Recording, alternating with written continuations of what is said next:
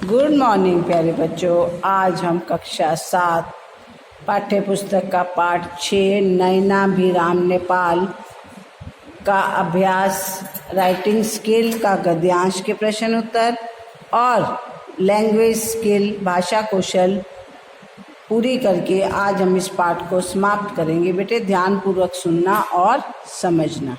तो आइए पहले हम गद्यांश पढ़ते हैं और इसके प्रश्न उत्तर करते हैं।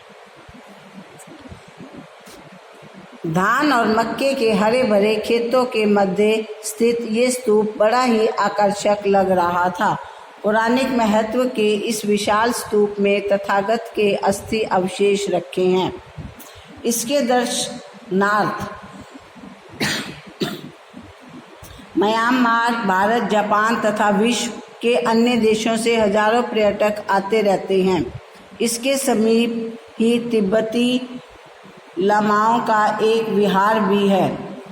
अब तक विश्व के बहुत से बड़े बड़े गिरजाघरों और मस्जिदों को देख चुका था।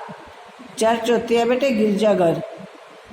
किंतु यहाँ आकर जो शांति और आनंद की अनुभूति हुई उसकी अभिव्यक्ति शब्दों में कर पाना असंभव है। इसकी सुखद अनुभूति तो यहाँ आकर ही की जा सकती है। तो आइए अब हम प्रश्न उत्तर करते हैं। पहला प्रश्न है, धान और मक्के के खेतों के बीच कौन सा स्तूप स्थित था? धान और मक्के के खेतों के बीच बोधनाथ स्तूप स्थित था। सेकंड, इस स्तूप का पौराणिक महत्व क्यों है? इस स्तूप का पौराणिक महत्व इसलिए है क्योंकि इसमें महात्मा बुद्ध के अस्थि अवशेष रखे हुए हैं। तीसरा, किन किन देशों के पर्यटक इसे देखने जाते हैं? भारत, म्यांमार, जापान और विश्व के अनेक देशों से पर्यटक देखने जाते हैं। फोर्थ, भाववाचक संज्ञा बनाइए। पहला है हरा, तो इसकी भाववाचक संज्ञा बनेगी हरियाली, समीप, समीपता। अब भाषा कौशल, वाक्य भेद रचना या बनावट के आधार पर। वाक्यों की रचना शब्दों के सार्थक एवं व्यवस्थित मेल से होती है। रचना या बनावट के आधार पर वाक्यों के 3 भेद हैं। सरल, इस प्रकार के वाक्यों में एक कर्ता और एक ही क्रिया होती है, जैसे पर्यटक नेपाल जाते रहते हैं। संयुक्त वाक्य, इस प्रकार के वाक्यों में 2 वाक्य या उपवाक्य योजक शब्दों द्वारा जुड़े होते हैं, जैसे पूर्व में यह राजमहल था किंतु इन दिनों इसे नेपाल का सचिवालय बना दिया गया है। तीसरा है मिश्र वाक्य। इस प्रकार के वाक्यों में एक प्रधान उपवाक्य के साथ एक आश्रित उपवाक्य जुड़ा होता है, जैसे मैं सोचने लगा कि दोनों देशों का संबंध अटूट रहा है। अब हम इसका रचना के आधार पर वाक्य भेद लिखेंगे कि एक्सरसाइज में। पहला है, इसमें पशु पक्षियों की अनेक प्रजातियां सुरक्षित हैं। तो ये है सरल वाक्य। दूसरा, शाम हुई और लेखक होटल में लौट आया, तो ये और लग गया संयुक्त वाक्य। यहाँ तीसरा, यही वह विशाल स्तूप है जिसमें बुद्ध के अवशेष रखे हैं, यह है मिश्र वाक्य। चौथा, जब वह बाजार से निकला तब मैं नेपाल के सचिवालय की ओर गया, ये भी मिश्र वाक्य। पांचवा, इनके ग्राहक केवल संपन्न नेपाली हैं या फिर विदेशी पर्यटक, ये संयुक्त वाक्य है। अब इसकी एक्सरसाइज, इन शब्दों में उपसर्ग और मूल शब्द अलग करके लिखिए। पहला है विभिन्न, इसमें उपसर्ग है वी और मूल शब्द है भिन्न। विदेश, इसमें भी वी उपसर्ग और देश मूल शब्द। अवशेष, अब उपसर्ग और शेष मूल शब्द। प्रजाति, प्र उपसर्ग और जाति मूल शब्द। अभिव्यक्ति, अभि उपसर्ग और व्यक्ति मूल शब्द। एक्सरसाइज, इन वाक्यों में रेखांकित शब्दों के भेद बताइए। आंगन में नदी की विशाल मूर्ति प्रतिस्थापित है, तो ये मूर्ति जातिवाचक संज्ञा। दोनों देशों का संबंध हमेशा अटूट रहा है, दोनों संख्यावाचक विशेषण।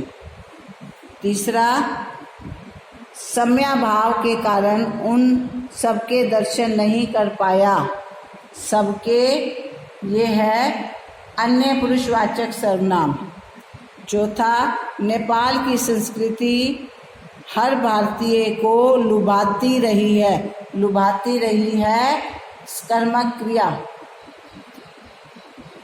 हिमालय ने मानो इसे अपनी गोद में बिठा रखा हो। हिमालय व्यक्तिवाचक संज्ञा। महारानी के नाम पर एक सुंदर उद्यान बना है। उद्यान जातिवाचक संज्ञा। सातवां, यह स्तूप हरे भरे खेतों के बीच है। हरे भरे गुणवाचक विशेषण। अब उसके बाद एक्सरसाइज 6 है, निम्नलिखित का संधि विच्छेद कीजिए। पहला है जैसे उल्लास उत प्लस लास, तो अब हमने करना है हिमालय, हिम प्लस आल्य। आर्याव्रत, आर्य प्लस आवृत। तीसरा संकल्प, सम प्लस कल्प। दर्शनार्थ, दर्शन प्लस अर्थ। उसके बाद है